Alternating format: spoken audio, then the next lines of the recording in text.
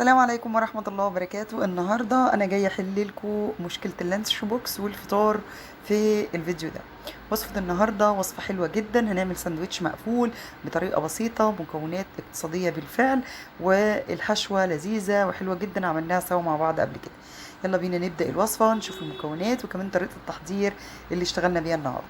أول حاجة هجيب بولة فيها كوباية من المية الدافية، هحط فيها معلقة من السكر،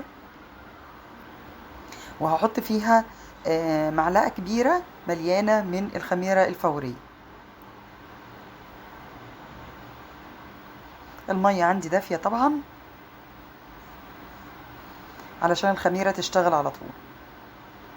المرة دي بدأنا بالسوائل، هحط كمان نص معلقة صغيرة من البيكنج باودر ورشة ملح،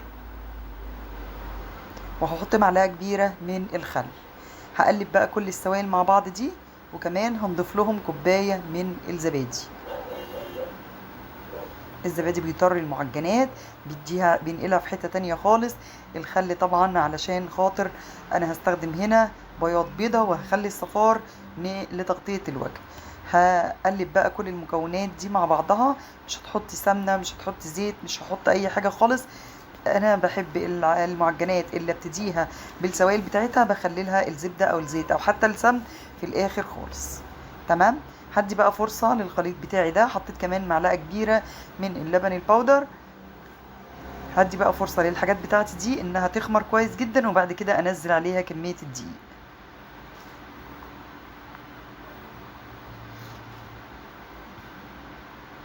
هستخدم نص كيلو من الدقيق، اللي هو تقريبا 3 كوبايات كبار ونص. دي تعتبر نص كيلو الدقيق، 3 كوبايات من الكوبايات المعيارية ونص. هحطهم على السوائل بتاعتي، وبعد كده اشوف هحتاج كمية مية، هحتاج كمية دقيق تاني بعد ما نقلب ده. طبعا ده صفار البيضة اللي انا خدت البياض بتاعها. نزلت كمية الدقيق بتاعتي، هبتدي بقى اقلب.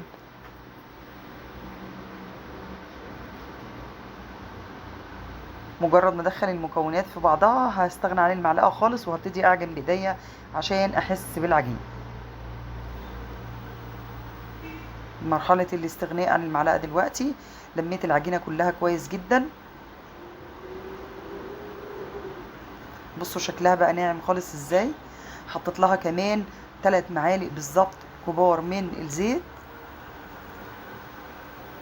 دلوقتي بقى هسيبها تخمر، برضه هديها مسحة كده من الزيت بسيطة وهسيبها تخمر.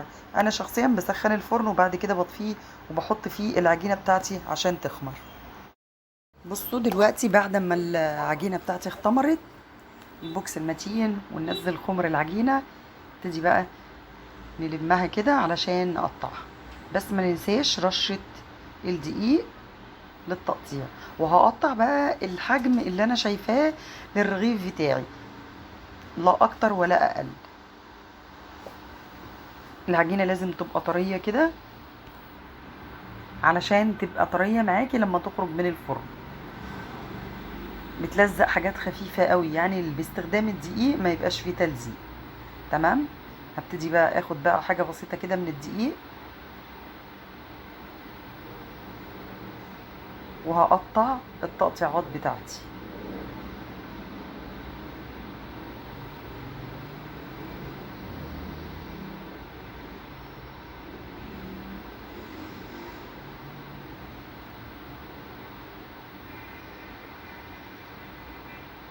كل ما كانت العجينة طرية معاكي بس بتقدري تتحكمي فيها بمسحة الدقيق، هيطلع معاكي سواء اذا كان الكايزر اللي بتخبزيه، الفينو، اللقمة الطرية اللي بتعمليها، اي معجنات هتديكي نتيجة حلوة قوي في قلب الفرن. طب المعجنات دي تستوي على درجة حرارة كام؟ 200 220. تمام. رف اوسط اقرب لفوق كمان، ده على حسب الفرن بتاعتك. انا الفرن بتاعتي رف اوسط اقرب لفوق بتستوي معايا. وطبعا لو انت عايزه نتيجه كويسه بتشغلي المروحه. طب لو ما عندكيش مروحه، بحط طبق فيه ميه سخنه او حله فيها ميه سخنه تحت في قلب الفرن.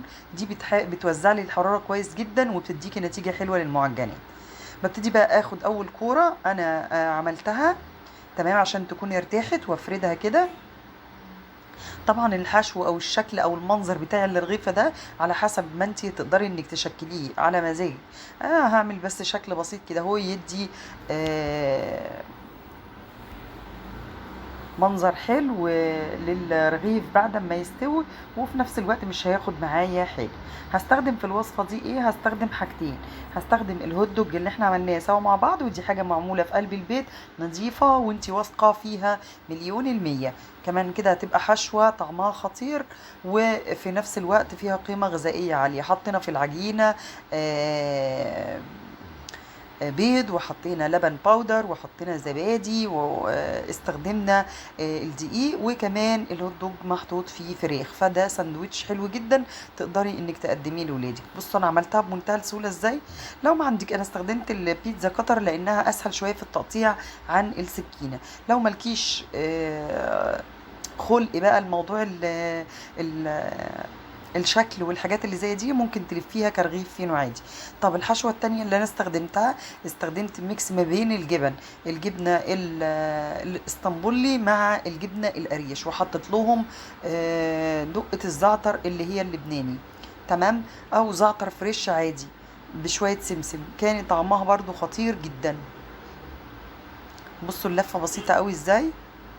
بفردها وبعد كده بعمل القطعات الصغيره دي، ما بوصلش للاخر علشان خاطر لما تلف معايا ما تبقاش مقطعه. وببتدي بقى الف بالراحه كده، وبقفل من تحت كويس جدا، تمام. وده كده بيكون شكل الرغيف معايا. زي ما قلت لكم في طريقه الخبز، على 120 رف اوسط اقرب لفوق. اول ما بيطلع الصاج بتبخيه بالميه او بمسحه من الزبده وبتغطيه كويس. انا كده ببخه اهو.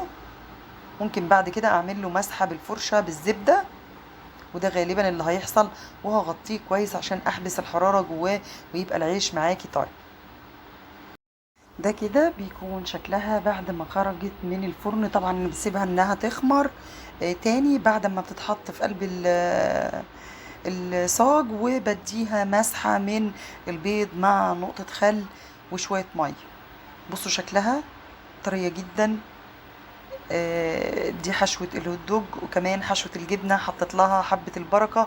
وصفة النهاردة حلوة خطيرة، اتمنى ان انتوا تجربوها، وكده نبقى حلينا ازمة اللانش بوكس كلها في يوم واحد.